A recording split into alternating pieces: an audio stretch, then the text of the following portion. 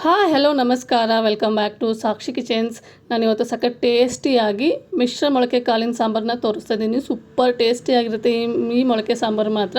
ಹಾಗೆ ಈ ಮೊಳಕೆ ಸಾಂಬಾರನ್ನ ನೀವು ಮುದ್ದೆ ಜೊತೆಗೆ, ದೋಸೆ ಜೊತೆಗೆ, ಚಪಾತಿ, ರೈಸು ಎಲ್ಲದಕ್ಕೂ ಸಹ ಸೂಪರ್ ಮ್ಯಾಚ್ ಆಗುತ್ತೆ. ಹಾಗಿದ್ರೆ ಬನ್ನಿ, ತಡ ಮಾಡ್ದೇ ಈ ರೆಸಿಪಿನ ಯಾವ ಥರ ಮಾಡೋದು ಅಂತ ತೋರಿಸ್ಕೊಡ್ತೀನಿ.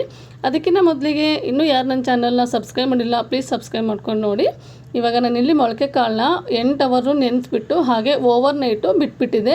ನೋಡಿ, ನಾನು ಇದನ್ನೇ ಯಾವುದೇ ಬಟ್ಟೆ ಎಲ್ಲ ಆಯಿತು ಏನೂ ಕಟ್ಟಿಟ್ಟಿರಲಿಲ್ಲ. ಇದೇ ಪಾತ್ರೆಯಲ್ಲೇ ಹೀಗೆ ಬಿಟ್ಟಿದ್ದೆ, ಚೆನ್ನಾಗಿ ಮೊಳಕೆ ಬಂದಿದೆ. ಇವಾಗ ಇದನ್ನು ಪಕ್ಕಕ್ಕೆ ಇಟ್ಕೊಂಡು ಸಾಂಬಾರಿಗೆ ಒಗ್ಗರಣೆ ಮಾಡ್ಕೊತಾ ಇದ್ದೀನಿ.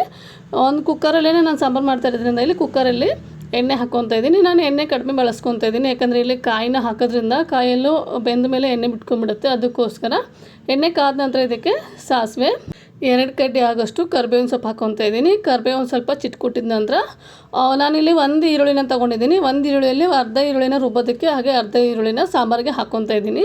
ಹಾಗೆ ಅದೇ ಥರನೇ 2 ಟೊಮೆಟೊ ತೊಗೊಂಡಿದ್ದೀನಿ. 1 ಟೊಮೆಟೊ ಸಾಂಬಾರಿಗೆ ಹಾಕ್ಕೊತಾ ಇದ್ದೀನಿ, 1 ಟೊಮೆಟೊನ ರುಬ್ಬೋದಕ್ಕೆ ಹಾಕ್ಕೊತಾ ಇದ್ದೀನಿ. ಈರುಳ್ಳಿ ಟೊಮೆಟೊ ಹಾಕ್ಕೊಂಡ್ಮೇಲೆ ಇದನ್ನು ನೀಟಾಗಿ ಒಂದ್ಸರಿ ಫ್ರೈ ಮಾಡ್ಕೊಳ್ಳೋಣ. ಹಾಗೆ ನಾವಿಲ್ಲಿ ಏನು ನೆನೆಸಿಟ್ಕೊಂಡಿದ್ವಲ್ಲ ಕಾಳು, ಆ ಕಾಳನ್ನ ಸೇರಿಸ್ಕೊತಾ ಇದ್ದೀನಿ. ನಾನಿಲ್ಲಿ ಪಲ್ಯಕ್ಕೂ ಹಾಗೆ ಸಾಂಬಾರಿಗೆ ಆಗೋಷ್ಟು ಮೊಳಕೆನ ಕಟ್ಸಿಕ್ಕಿದ್ದೀನಿ ಕಾಳನ್ನ. ಅದಕ್ಕೋಸ್ಕರ ಇಲ್ಲಿ ಸಾಂಬಾರಿಗೆ ಎಷ್ಟು ಬೇಕು ನೋಡಿ ಇಲ್ಲಿ ಕಾಳನ್ನ ಸೇರಿಸ್ಕೊತಾ ಇದ್ದೀನಿ. ಇದು ಇವಾಗ ಕಾಳು ನೀಟಾಗಿ ಫ್ರೈ ಆದಮೇಲೆ ಇದಕ್ಕೆ ತರಕಾರಿನ ಸೇರಿಸ್ಕೋಬೇಕಾಗುತ್ತೆ. ನಾನು ಇಲ್ಲಿ ತರಕಾರಿ ಅಂದರೆ ಬರೀ ಆಲೂಗಡ್ಡೆ ಮಾತ್ರ ಸೇರಿಸ್ಕೊತಾ ಇದ್ದೀನಿ. ನೀವು ಇದಕ್ಕೆ ಬದನೆಕಾಯಿ ಹಾಕೋಬೋದು, ಇಲ್ಲ ಬೀನ್ಸ್ ಹಾಕೋಬೋದು, ಇಲ್ಲ 3 ತರಕಾರಿನ ಹಾಕ್ಕೊಂಡು ಮಾಡ್ಕೋಬೋದು. ಬದನೆಕಾಯಿ, ಬೀನ್ಸ್, ಆಲೂಗಡ್ಡೆನ ತರಕಾರಿ ಯಾರು ಇಷ್ಟಪಡ್ತಾರೆ ನೋಡಿ ಅವ್ರಿಗೆ ತುಂಬಾ ಇಷ್ಟ ಆಗುತ್ತೆ. ನಮ್ಮ ಮನೇಲಿ ಬದನೆಕಾಯಿ ಅಷ್ಟೊಂದು ಇಷ್ಟಪಡಲ್ಲ, ಅದಕ್ಕೋಸ್ಕರ ನಾನಿಲ್ಲಿ ಆಲೂಗಡ್ಡೆನ ಮಾತ್ರ ಹಾಕ್ಕೊತಾ ಇದ್ದೀನಿ. ಆಲೂಗಡ್ಡೆ ಹಾಕ್ಕೊಂಡು ಇದನ್ನು ನೀಟಾಗಿ ಫ್ರೈ ಮಾಡ್ಕೋಬೇಕಾಗತ್ತೆ. ಇದೆಲ್ಲ ನೀಟಾಗಿ ಫ್ರೈ ಆದಮೇಲೆ ಲೋ ಫ್ಲೇಮಲ್ಲಿ ಬಿಟ್ಬಿಡ್ಬೇಕಾಗುತ್ತೆ. ಇದು ಕುದಿಯೋ ಅಷ್ಟರಲ್ಲಿ, ನೀಟಾಗಿ ಫ್ರೈ ಆಗೋ ಅಷ್ಟರಲ್ಲಿ ಮಸಾಲಾನ ರುಬ್ಕೊಂಡ್ಬಂದ್ಬಿಡೋಣ.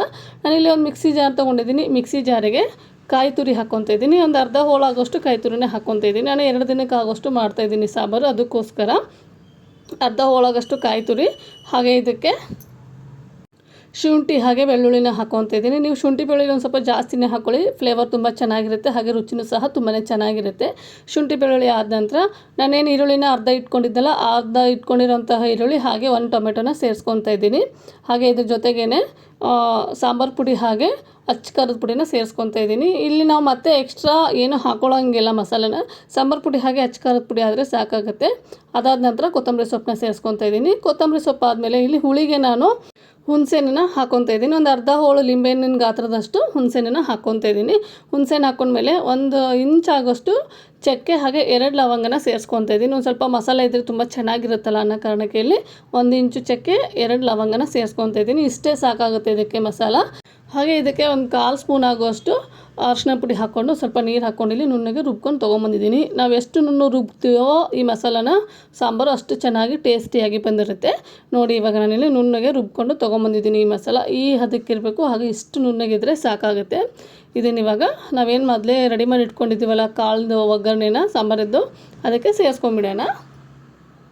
ಹಾಗೆ ನಮ್ಮ ಮನೆಯಲ್ಲಿ ಕಾಳು ಸಾಂಬಾರು ಅಂದರೆ ತುಂಬಾ ಇಷ್ಟಪಡ್ತಾರೆ. ನಾವು ನಾರ್ಮಲಾಗಿ ಬೇಳೆ ಸಾಂಬಾರು ಹಾಗೆ ಸೊಪ್ಪು ಸಾಂಬಾರು ಜಾಸ್ತಿನೇ ಮಾಡೋದು. ಈ ಕಾಳು ಸಾಂಬಾರು ಮಾಡೋದು ನಾನು 15 ದಿನಕ್ಕೆ ಒಂದ್ಸರಿ ಅಥವಾ ಒಂದು 20 ದಿನಕ್ಕೆ ಒಂದ್ಸರಿ ಮಾಡ್ತೀನಿ. ಒಟ್ಟಿನಲ್ಲಿ ತಿಂಗಳಲ್ಲಿ ಒಂದ್ಸರಿ ಮಾತ್ರ ಈ ಕಾಳು ಸಾಂಬಾರನ್ನ ಮಾಡ್ತಾಯಿರ್ತೀನಿ. ಆವಾಗ ತುಂಬಾ ಇಷ್ಟಪಟ್ಟು ತಿಂತಾರೆ. ಅದರಲ್ಲೂ ನಾವು ನಾರ್ಮಲ್ ಸಾಂಬಾರಿಗೆಲ್ಲ ಮಸಾಲಾನ ರುಬ್ಬಿಬಿಟ್ಟು ಮಾಡೋಕ್ಕೆ ಹೋಗಲ್ಲ. ಏನು ಸಾಂಬಾರು ಪುಡಿ, ಅಚ್ಚ ಖಾರದ ಪುಡಿ ಅಷ್ಟೇ ಹಾಕಿಬಿಟ್ಟು ಸಾಂಬಾರನ್ನ ಮಾಡೋದು. ಈ ಥರ ಕಾಳು ಸಾಂಬಾರು ಅಥವಾ ಮುದ್ದೆಗೆ ಏನಾದರೂ ಸಾಂಬಾರು ಬೇಕಂದರೆ ಮಾತ್ರ ಈ ಥರ ಸಾಂಬಾರು ಮಾಡೋದು. ಅದಕ್ಕೆ ಅಷ್ಟೊಂದು ಇಷ್ಟಪಟ್ಟು ತಿಂತಾರೆ ನಮ್ಮ ಮನೇಲಿ. ನೋಡಿದ್ದು ಇವಾಗ ಈ ಥರ ರುಬ್ಬಿದ್ದನ್ನ ಈ ನಾವೇನು ಫ್ರೈ ಮಾಡ್ಕೊಂಡಿದ್ದೀವಲ್ಲ ಕಾಳೆಲ್ಲ ಅದಕ್ಕೆ ಸೇರಿಸ್ಕೊತಾ ಇದ್ದೀನಿ. ರುಬ್ಬಿರೋಂತಹ ಮಸಾಲಾನ ಇದಕ್ಕೆ ಹಾಕ್ಕೊಂಡು ಇದನ್ನು ಸಹ ನೀಟಾಗಿ ಫ್ರೈ ಮಾಡ್ಕೊಳ್ಳೋಣ. ಇವಾಗ ನಮಗೆ ಸಾಂಬಾರು ಎಷ್ಟು ಬೇಕು ನೋಡಿ ಅಷ್ಟು ನೀರನ್ನ ಸೇರಿಸ್ಕೋಬೇಕಾಗುತ್ತೆ. ನಾನು ಇದೇ ಜಾರಿಗೆ ಒಂದು ಸ್ವಲ್ಪ ನೀರನ್ನ ಸೇರಿಸ್ಕೊಂಡು, ಅದರಲ್ಲೂ ಮಸಾಲೆ ಇರುತ್ತಲ್ವ ಅದಕ್ಕೋಸ್ಕರ ಜಾರಿಗೆ ಒಂದು ಸ್ವಲ್ಪ ನೀರನ್ನ ಸೇರಿಸ್ಕೊಂಡು ಜಾರ್ ನೀರನ್ನು ಸಹ ಹಾಕ್ಕೊತಾ ಇದ್ದೀನಿ. ಇಲ್ಲಿ ನನಗೆ ಸಾಂಬಾರು ನಾನು 2 ದಿನಕ್ಕೆ ಮಾಡ್ತಾ ಇರೋದ್ರಿಂದ ಒಂದು ಸ್ವಲ್ಪ ಜಾಸ್ತಿನೇ ಬೇಕಾಗುತ್ತೆ. ಅದಕ್ಕೋಸ್ಕರ ನಾನಿಲ್ಲಿ ಒಂದು ಅರ್ಧ ಕುಕ್ಕರ್ ಆಗೋಷ್ಟು ನೀರನ್ನ ಸೇರಿಸ್ಕೊಂಡಿದ್ದೀನಿ. ಅದಾದ ನಂತರ ಇದಕ್ಕೆ ಒಂದು ಸ್ವಲ್ಪ ರುಚಿಗೆ ತಕ್ಕಷ್ಟು ಉಪ್ಪನ್ನ ಹಾಕ್ಕೊಂಡು ಇದನ್ನು ಲಿಡ್ ಕ್ಲೋಸ್ ಮಾಡಿ 2 ವಿಷಲ್ನ ತೊಗೋಬೇಕಾಗುತ್ತೆ.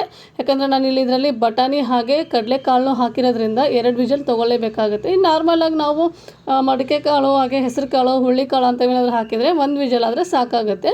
ಹಾಗೆ ಇದಕ್ಕೆ ಇವಾಗ ಉಪ್ಪನ್ನ ಸೇರಿಸ್ಕೊತಾ ಇದ್ದೀನಿ. ನಾನು ಎಲ್ಲೂ ಉಪ್ಪನ್ನ ಸೇರಿಸ್ಕೊಂಡಿರಲಿಲ್ವಲ್ಲ, ಅದಕ್ಕೆ ಲಾಸ್ಟಲ್ಲಿ ಇದಕ್ಕೆ ರುಚಿಗೆ ತಕ್ಕಷ್ಟು ಉಪ್ಪನ್ನ ಸೇರಿಸ್ಕೊಂಡು ಲಿಡ್ ಕ್ಲೋಸ್ ಮಾಡಿ ಇಲ್ಲಿ 2 ವಿಷಲ್ನ ತೊಗೊತಾ ಇದ್ದೀನಿ. ಈ 2 ವಿಷಲ್ ಆದಮೇಲೆ ನೋಡಿ ಯಾವ ಥರ ಕಾಣಿಸುತ್ತೆ ಅಂತ. ಹಾಗೆ ವಿಷಲ್ ಬರುವಾಗ ತುಂಬ ಚೆನ್ನಾಗಿ ಪರಿಮಳ ಬರುತ್ತೆ. ನಾನ್ ವೆಜ್ ಮಾಡ್ತಾಯಿದ್ದೀವೇನೋ ಮನೆಯಲ್ಲಿ ಅನ್ನೋ ಥರ ಅನಿಸುತ್ತಾ ಇರುತ್ತೆ. ಸೂಪರಾಗಿರುತ್ತೆ. ಆ ವಿಷಲಿಂದ ಬರೋಂತಹ ಪರಿಮಳನೇ ನೋಡಿಬಿಟ್ಟು ನಾವು ಸಾಂಬಾರನ್ನ ಯಾವಾಗ ಊಟ ಮಾಡ್ತೀವೋ ಅಂತ ಅನ್ನಿಸ್ತಾ ಇರುತ್ತೆ. ಅಷ್ಟೊಂದು ಘಮ ಘಮ ಅಂತ ಬರ್ತಾ ಇರುತ್ತೆ. ನೋಡಿ ಇದು ಇವಾಗ 2 ವಿಷಲ್ ಆದಮೇಲೆ ನಾನು ಲಿಡ್ನ ಓಪನ್ ಮಾಡಿಬಿಟ್ಟು ತೋರಿಸ್ತಾ ಇದ್ದೀನಿ ಯಾವ ಥರ ಬಂದಿದೆ ಅಂತ. ನೋಡಿ ಮೇಲ್ಗಡೆ ನಾವು ಹಾಕಿರೋಂತಹ ಎಣ್ಣೆ ಎಲ್ಲ ಯಾವ ಥರ ತೇಲ್ ಬರ್ತಾಯಿದೆ. ಇಷ್ಟ ಆದರೆ ಮೊಳಕೆ ಸಾಂಬಾರು ರೆಡಿ ಆಯಿತು ಅಂತ. ಸೂಪರ್ ಟೇಸ್ಟಿ ಆಗಿರುವಂತಹ ಮೊಳಕೆ ಸಾಂಬಾರನ್ನ ಯಾವ ಥರ ಮಾಡೋದು ಅಂತ ನೋಡಿದ್ರಲ್ವ. ನಾನಿವತ್ತು ಇದ್ರ ಜೊತೆಗೆ ಮುದ್ದೆನೂ ಸಹ ಮಾಡಿದ್ದೀನಿ. ಮುದ್ದೆ ಜೊತೆಗೆ ಸರ್ವ್ ಮಾಡ್ತೀನಿ. ನೋಡಿ ಸಖತ್ ಟೇಸ್ಟಿ ಆಗಿರುವಂತಹ ಮೊಳಕೆ ಸಾಂಬಾರು ಜೊತೆಗೆ ಈ ರಾಗಿ ಮುದ್ದೆನ ತಿಂತಾಯಿದ್ರೆ ಆಹಾ ಸೂಪರಾಗಿರುತ್ತೆ. ನೀವು ಸಹ ಒಂದ್ಸರಿ ಏನಾದರೂ ಮನೆಯಲ್ಲಿ ಮೊಳಕೆ ಕಾಳಿದ್ದಾಗ ಈ ಥರ ಸಾಂಬಾರು ಮಾಡಿಬಿಟ್ಟು ಟೇಸ್ಟ್ ನೋಡಿ. ಹಾಗೆ ನಾನು ಮಾಡಿರೋಂತಹ ಈ ರೆಸಿಪಿ ನಿಮಗೆ ಇಷ್ಟ ಆದರೆ ಪ್ಲೀಸ್ ಲೈಕ್ ಮಾಡಿ, ಶೇರ್ ಮಾಡಿ, ಕಾಮೆಂಟ್ ಮಾಡಿ. ಹಾಗೆ ಇನ್ನೂ ಯಾರು ನನ್ನ ಚಾನಲ್ನ ಸಬ್ಸ್ಕ್ರೈಬ್ ಮಾಡಿಲ್ಲ ಪ್ಲೀಸ್ ಸಬ್ಸ್ಕ್ರೈಬ್ ಮಾಡ್ಕೊಂಡು ನೋಡಿ. ನಿಮ್ಮ ಫ್ಯಾಮಿಲಿ ಆ್ಯಂಡ್ ಫ್ರೆಂಡ್ಸಿಗೂ ಸಹ ಶೇರ್ ಮಾಡಿ. Thank you.